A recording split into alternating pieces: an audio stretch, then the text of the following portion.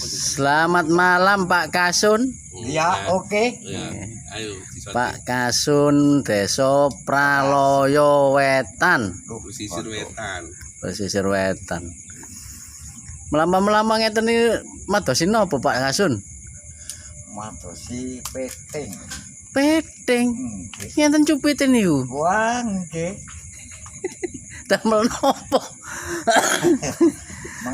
Masak bumbu kare. Bae damel nyupit nika.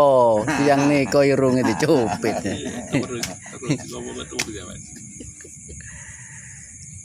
Lho, nggih mbeto senter niku nggih ya. Nggih, betul saya niki damel nyulun. Nggih. Mboten nyulun maling, nyulun peting Pak Kasun. Peting. Nenten maling yo napa Pak Kasun? Kersane wong maling nyambut damel. Oh, nyambut damel. Sing penting peting ya. Sing penting peting. Nggih.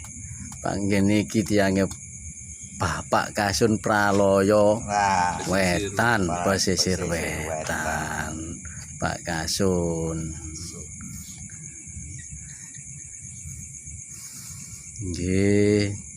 Sampun Pak Kasun. nggih.